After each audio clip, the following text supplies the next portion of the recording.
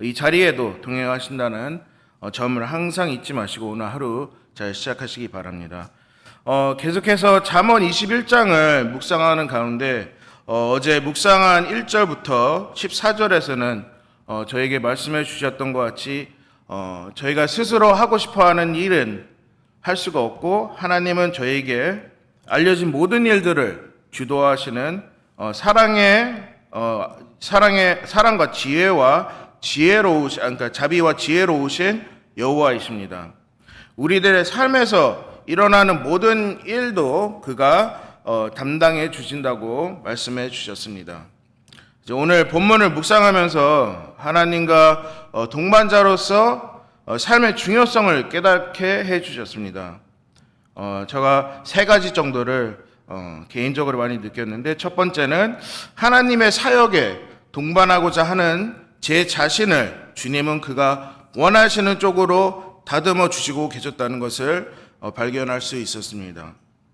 우리 삶 속에서 열심히 일하는 데는 옳은 이유가 있고, 또 반면에 열심히 일하는 데는 잘못된 이유가 있을 수 있습니다.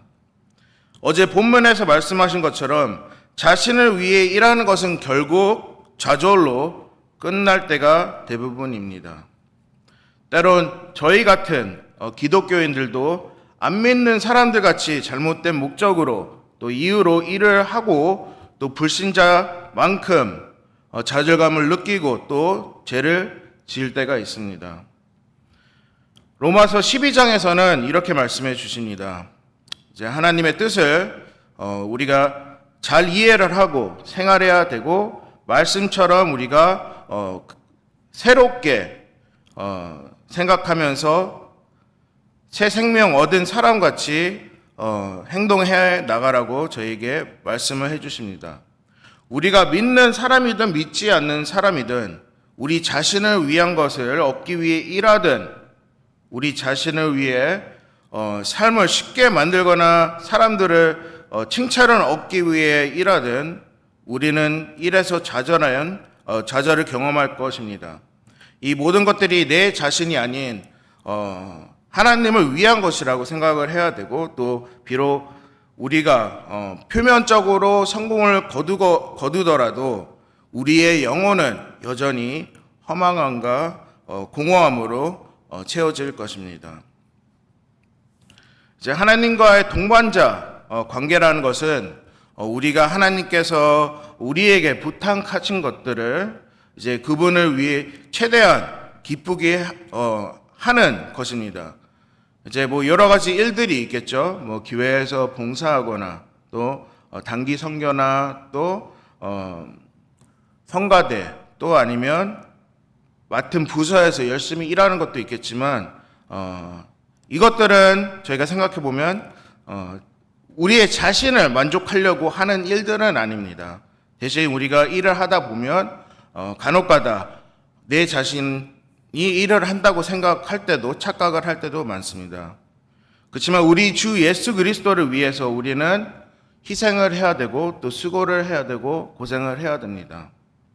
우리는 단지 우리 어리석고 이기적인 이익만을 추구하는 것이 아닌 그의 기쁨을 추구해야 되는 것입니다. 그리고 우리는 주님의 개입을 전적으로 기대하며 살아가야 됩니다. 지금 현재도 여러 가지로 세계에서는 많은 일들이 일어나고 있습니다. 특히 전쟁도 있고, 또 우리가 이제 이스라엘과 가자에 대한 팔레스타인 전쟁으로 우리가 생각 못하는 것들은 아프가니스탄도 예전에도 많이 계속해서 피를 보고 있지만, 우크라이나, 러시아도 계속해서 전쟁이 일어나는 것을 알고 있어야 됩니다. 심지어 우리 이웃들, 저희 이 사회, 이 한인 사회에서도 우리가 모르는 전쟁이 일어날 수도 있습니다. 그렇지만 우리는 하나님의 동반자로서 그런 부분에서 움츠려 하지 마시고, 저희가 할 수 있는 기도와 또 저희가 할 수 있는 이웃을 생각하고 도와주려는 이 마음과 또 이 행동들을 저희는 계속해서 열심히 실현하려고 노력해야 됩니다. 이제 둘째는 저희는 결국 영원히 망하게 될 겁니다. 예를 들면 저희가 망하게 되는 것은 나만을 위해서 살게 된다면 모든 게 파산이 될 수 있습니다. 이제 누가복음 12장 13절 21절에서는 이런 유래가 있죠. 부자 농부에 대한 비유가 있습니다. 그 농부는 항상 열심히 일을 하고 살았습니다. 그는 매우 성공했지만 일에 대한 잘못된 관점을 가지고 있었습니다. 그는 그저 물건들을 축적 모으기만 하고 또 어느 날 그 자는 이제 투자로 한 번 더 투자해서 돈을 벌려고 생각을 하고 오래된 헛간을 허물고 새로운 헛간을 짓게 됩니다.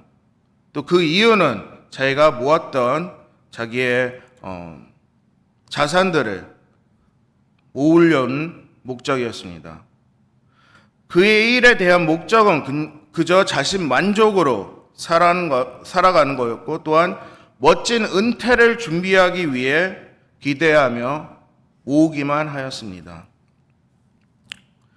하지만 오늘 본문 20절에서도 말씀하신 것처럼 지혜롭지 못한 자는 끝내 망하게 됩니다. 이 짧은 부자 농부의 얘기는 끝은 누가복음 12장 20절에서 21절에 이렇게 결말이 됩니다. 제가 읽어드리겠습니다. 누가복음 12장 20절에서 21절 하나님은 이르시되 어리석은 자여 오늘 밤에 내 영혼을 도로 찾으리니 그러면 내 준비한 것이 누구의 것이 되겠느냐 하셨으니 자기를 위하여 재물을 쌓아두고 하나님께 대하여 부여하지 못한 자가 이와 같으니라. 이렇게 하나님은 저에게 하나님의 사랑하는 마음도 알지만 우리가 하나님의 곁을 떠나게 되면 우리의 자신으로 인해 망하게 됩니다. 내일이 될지 1분 후가 될지 내년이 될지 저희 인생은 그렇게 길지 않다는 것을 알고 계시길 바랍니다. 우리는 단지 우리 자신과 가족을 위해 물건을 쌓아두기 위한 일할 때, 은퇴를 기대하면서 일할 때, 우리의 자신의 즐거움을 위해 돈을 마련할 때, 우리는 일에 대한 근본적인 것이 사라집니다. 한마디로 하나님으로부터 독립하여 일하는 것에는 그 어떤 축복도 없습니다. 우리가 일에 있어서 하나님과 파트너가 됨으로써 그 축복이 발견됩니다. 우리는 주님께 순종하며 또 그는 무엇을 해야 할지 그에게 그분이 내린 결정을 저희는 따라야 됩니다. 우리를 위하여 십자가에서 말도 못한 고통을 대신 견뎌주신 구세주를 기쁘게 하고 또 그런 분을 저희는 마음속으로도 표면으로 또 복종하면서 살아야 합니다. 우리의 노력에 주님은 뒤에서 항상 힘을 실어주시고 그 모든 고난과 고된 과정에서도 저희의 영혼을 만족시켜 주십니다. 또 하나의 예를 들면 하나님께서 어떻게 홍수 속에서 노아를 구하셨을까요? 하나님은 정확하게 무엇을 해야 하는지 노아에게 말씀하셨고 또 그가 할 수 있게 자원을 제공해 주셨습니다. 그렇지만 노아는 알고 있었습니다. 그것은 단지 하나님이 도와주실 것을 믿었던 것입니다. 노아의 방주를 그의 믿음으로 만들었기 때문입니다. 우리의 일은 하나님과 동반자가 되는 것입니다. 이제 마지막으로 셋째, 우리는 우리 이웃들을 위해 봉사하며 살아가야 됩니다. 오늘 본문 26절처럼 예수님은 마태복음 20장 28절에도 이렇게 말씀해 주십니다. 마태복음 20장 28절에서도 인자가 온 것은 섬김을 받으려 함이 아니라 도리어 섬기려 하고 자기 목숨을 많은 사람의 대속물로 주려 함이니라. 여러분은 섬기기 위해 여기에 있습니까? 아니면 섬김을 받고 싶어서 있습니까? 우리는 신학 성경의 자유를 누리고 있습니다. 우리는 어떤 법적, 옛날에 하나님을 섬기던 제도, 특이한 방법, 그런 거에 대해서 저희는 일하지 않습니다. 하지만 사랑을 통해서 이웃으로서 우리는 무엇을 해야 될까 한번 생각해 보시길 바랍니다. 서로를 위해 격려와 봉사해야 되고, 또 저희가 사랑을 받은 만큼 사랑을 표출할 줄 알아야 됩니다. 말씀을 정리합니다. 그래서 우리는 왜 일을 하며 살아갈까요? 그것은 바로 우리 이웃들을 섬기기 위해 있는 방법입니다. 그것은 나 자신의 일부분을 다른 사람들에게 베풀고 또 하나님이 주신 이 사랑을 전하는 것입니다. 그것이 하나님을 기쁘게 해드리고 또 그의 나라를 발전시키는 방법입니다. 제 말씀을 마치겠습니다. 오늘 아침 저는 우리의 일을 하나님과의 동반자적 관계에 대해서 이야기했습니다. 이제 전능하신 하나님과 동반자적 관계로 우리는 임해야 됩니다. 우리의 일부분을 다른 사람들에게 투자하고 또 투자가 사랑으로 그들 또한 하나님을 만날 수 있는 그런 계기가 되기를 저희는 항상 노력하고 또 섬기는 자로서 저희는 죽을 때까지 계속해서 하나님이 주신 일들을 잘 감당해야 됩니다. 어떤 친구가 저한테 청년부에 있던 친구가 전에 있었던 친구가 저한테 와서 물어봤습니다. 전사님, 어떻게 하면 제 믿음 생활을 지금보다 좀 더 나아지게 제가 훈련하거나 할 수 있는 방법이 뭐냐고 물어봤습니다. 저는 솔직히 개인적으로 심플하게 답변을 드렸고 또 그 또한 저도 심플하게 답변을 받은 적이 있어서 그 자매에게 말씀해 주었습니다.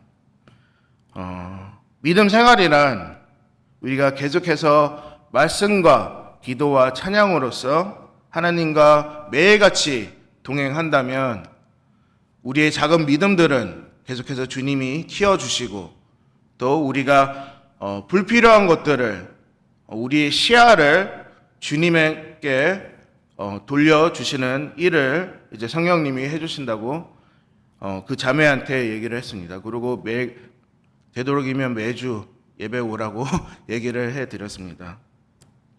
되게 심플합니다. 우리는 말씀을 접하고 기도를 하면서 계속해서 주님께 감사와 또 죄를 지었으면 저희는 계속해서 사죄하면서 이제 주님이 지금보다 더 좋은 믿음으로서 나아갈 수 있는 제 자신을 지켜주실 것을 믿고 순종하고 따라가면 됩니다. 그런 주님께 우리가 해야 할 일은 마음과 영혼을 다해 그를 믿고 또 그를 먼저 찾고 우리 삶 속에서 가장 우선시 해야 되는 것입니다. 왜냐하면 그는 우리의 하나님이시고 또 유일한 구원자이십니다.